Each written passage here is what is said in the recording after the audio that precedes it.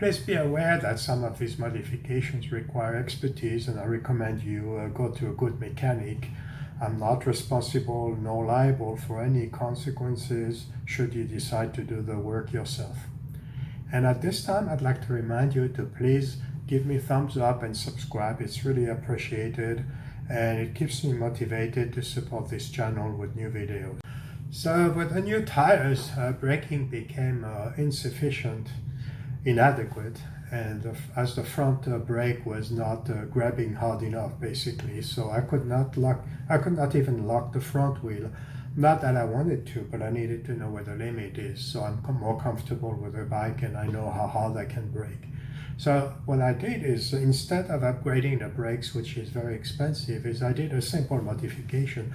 I replaced the front rubber lines by braided Teflon lines, and I put two of them instead of one. And basically a simple $150 modification made a huge difference. The brakes are very touchy and they grab immediately, so I have to be careful and modulate very carefully.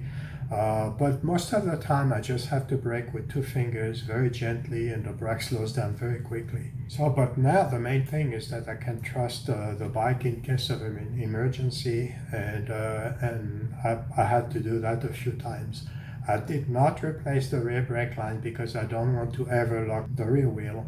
I don't have ABS and I don't miss it. So one thing I didn't like on the bike is that I never knew in which gear I was, and I could never memorize it. And so what I did is I added a cheap gear indicator from Amazon. It came with a right connector to plug in where the Kawasaki option plugs in under the seat, and it works the same way as a Kawasaki gear indicator, except at a fraction of the cost. I also added a T-Rex racing center stand. This way I can work on the bike, easily maintain the chain, adjust the tension, clean, etc. without having to use a jack. Of course, with all these modifications, the weight of the bike has increased, but I don't care. I ended up, I have given up on racing at the Isle of Man. So the other very major, very important, very good modifications I did to this bike are about ride and comfort. I'm 5'11" and I weigh 170 pounds. My back is not as good as when I was younger. So I had two issues with the bike. Firstly, it was too tall. And secondly, the suspension and the seat were making the ride very uncomfortable after just an hour or two of riding.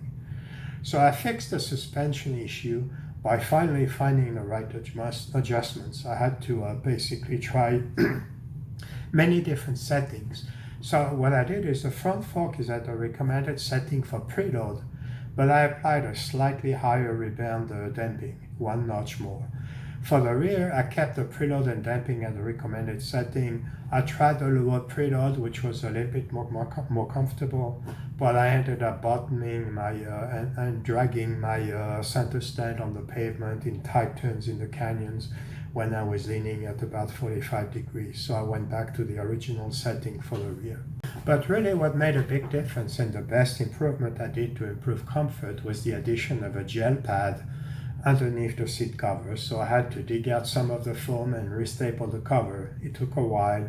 It doesn't look the best, but it was worth it because now it's really comfortable for many hours of riding.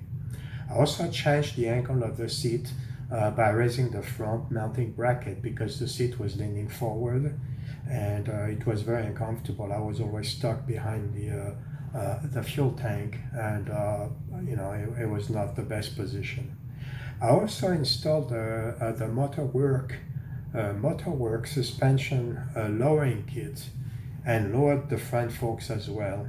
And basically all these modifications made the bike much more enjoyable and comfortable to ride for more than 1 or 2 hours. So one more thing that was making the bike tiring to ride was the amount of engine vibration transmitted to the handlebar. So I could not even see through the mirrors very clearly. It was all shaky.